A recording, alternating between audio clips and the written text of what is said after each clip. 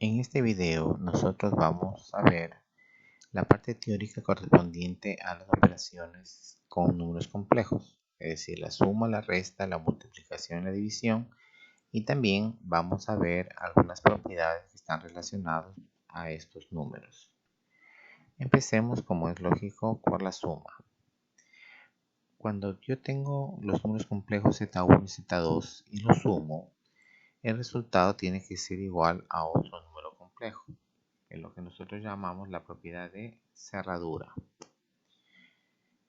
Y esta suma o esta resta que se hace entre números complejos se lo consigue sumando la parte real de ambos números complejos y sumando la parte imaginaria de ambos números complejos.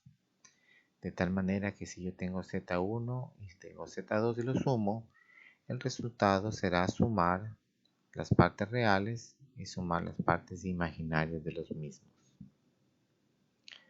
Otras propiedades que están relacionadas con la suma de números complejos es la propiedad conmutativa, que el orden de los sumados no altera la suma.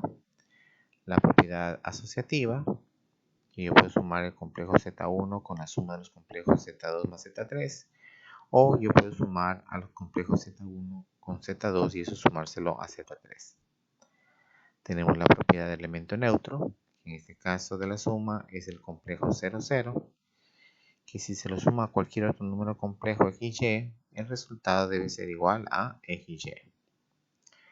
Y tenemos la propiedad del elemento inverso aditivo, en la cual nos dice que para todo número complejo XY debe de existir un complejo X asterisco y asterisco que pertenece a los complejos, de tal manera que cuando yo sumo el número complejo XY con el elemento inverso aditivo, el resultado tiene que darme el complejo nulo. También tenemos la propiedad de multiplicar un número complejo por un número real. Si sabemos que alfa pertenece a los reales y z pertenece al número complejo, multiplicar alfa por z es igual a multiplicar alfa por la parte real y multiplicar alfa por la parte imaginaria. De tal manera que lo que nos va a dar sería el número alfa x más alfa y. Si lo tenemos expresado al número complejo de la manera de Euler, entonces de forma polar, si yo multiplico alfa por el número complejo, este sería igual a multiplicar alfa por el módulo del número complejo, quedándome alfa por r que multiplica e elevado a la i teta. Otras propiedades relacionadas con la multiplicación de un número real por un número complejo está en que yo puedo multiplicar alfa por el complejo, que debe ser exactamente lo mismo que multiplicar alfa por z por alfa. Si yo multiplico alfa por beta por el número complejo z, debe ser igual a multiplicar alfa por beta y eso por z. Si yo multiplico ahora el número real 0 por el complejo z, el resultado me debe dar el número complejo nulo. También, si yo sumo alfa más beta y eso lo multiplico por el complejo z, eso debe ser igual a multiplicar alfa por el complejo z más beta por el complejo z. Luego, si yo multiplico alfa por la suma de los complejos z1 y z2, eso debe ser igual a alfa por z1 más alfa por z2.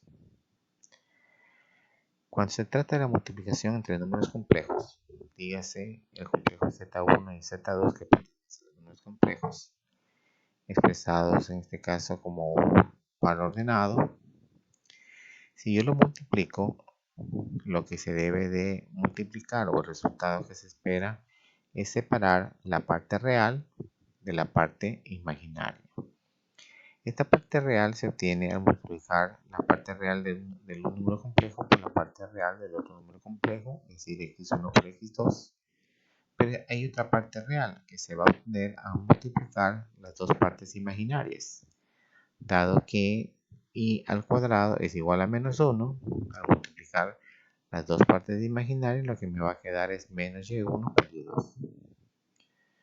Para la parte imaginaria lo que necesitamos es multiplicar la parte real por la parte imaginaria del segundo número complejo y multiplicar la parte real del segundo número complejo por la parte imaginaria del primer número complejo.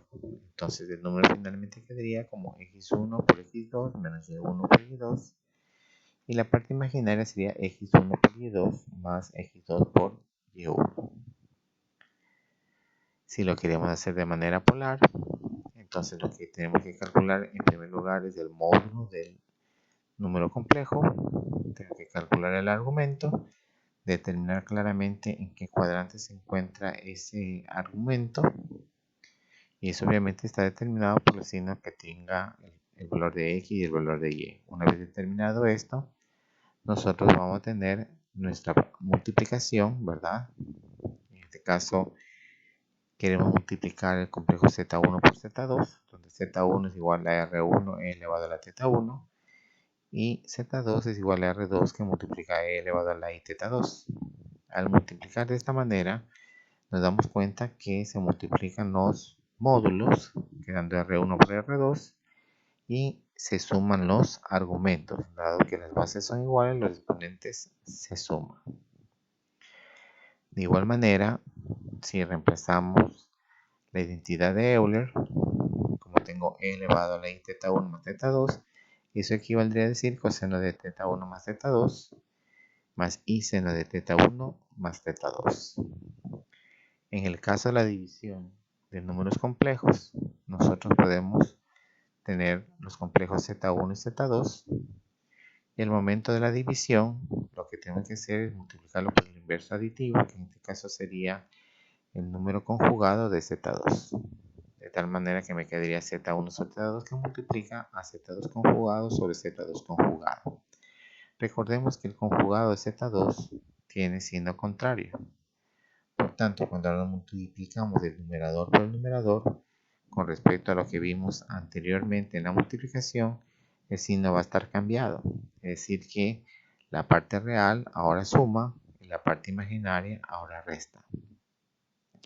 Si en cambio los queremos dividir de manera polar, estos mismos números Z1 y Z2, lo que nos damos cuenta es que lo que se va a dividir ahora son los módulos. Entonces voy a tener que el módulo de Z1 se divide por el módulo de Z2, y en este caso los argumentos se restan, porque acorde con la propiedad de los exponentes, si las bases se dividen, los exponentes se restan. Si lo ponemos como la identidad de Euler, obviamente E elevado a la θ1 a θ2 se lo transformará en coseno de θ1 menos θ2 más I de seno de θ1 y θ2. Entre las propiedades de la multiplicación de números complejos, observamos la propiedad conmutativa, la multiplicación de Z1 por Z2 es igual a Z2 por Z1.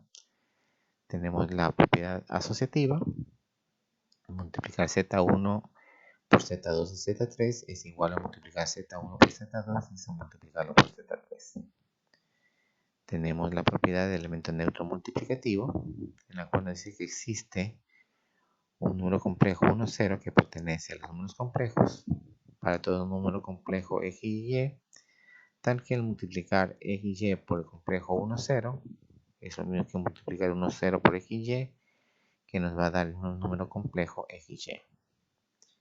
Y también tenemos la propiedad del elemento inverso multiplicativo. Para todo x y que pertenece a números complejos menos el complejo nulo, existirá un número complejo x asterisco y y asterisco, tal que al multiplicar x y por x asterisco y y asterisco tendría que darme el elemento neutro multiplicativo. Como es de suponer, el elemento inverso multiplicativo debe tener una característica específica para poder conseguir este objetivo. Y la manera de obtenerlo es tomar la parte real del número de lo cual se quiere obtener el inverso multiplicativo y dividirlo por x cuadrado más y cuadrado. Luego tomar la parte imaginaria de este número con signo cambiado y dividirlo por x cuadrado más y cuadrado. Veamos un ejemplo para ver si efectivamente este es el inverso multiplicativo. Si z es el complejo 2,3i menos 3i, entonces el inverso multiplicativo se lo construirá tomando la parte real y dividiéndolo para x al cuadrado más y al cuadrado, y tomar la parte imaginaria con signo cambiado y dividirlo para x cuadrado más y al cuadrado. En este caso el inverso multiplicativo nos sale 2 treceavos más 3 treceavos. Una manera de demostrar que este número está bien calculado es precisamente al multiplicar z por el elemento inverso multiplicativo, que al realizar las operaciones indicadas nos damos cuenta que el resultado efectivamente nos da el complejo 1, 0, que sería un número complejo real puro. Otras propiedades que tienen que ver con el módulo del número complejo y del conjugado nos dice que si yo calculo el módulo del conjugado debe ser igual a calcular al módulo del complejo.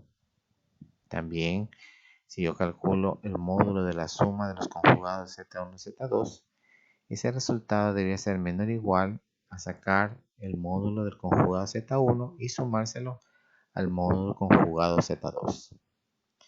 Si yo multiplico al módulo z1 por z2 conjugado, eso debe ser igual a calcular el módulo z1 multiplicado por el conjugado de z2. Si yo multiplico z por su conjugado, el resultado debe ser igual al módulo z elevado al cuadrado. Si yo multiplico el módulo de z1 por el módulo de z2, eso es exactamente lo mismo que multiplicar o sacar el módulo de la multiplicación de z1 por z2. Si yo calculo el módulo de z1 y calculo el módulo de z2 y lo sumo, ese resultado debe ser mayor o igual a la suma del módulo o el módulo de la suma de z1 más z2. Finalmente tenemos la propiedad de los argumentos, en los cuales nos dicen que si yo calculo el argumento de la multiplicación de z1 z2, ese resultado debería ser igual a sumar los argumentos de z1 y el argumento de z2. Pero si quiero calcular el argumento de la división de z1 para z2, eso debería ser igual a calcular al argumento de z1 y restar el argumento de z2. Por supuesto, z2 no puede ser el número nulo. Hasta aquí con esta parte y vamos a continuar en el próximo video con ejercicios relacionados a este tema.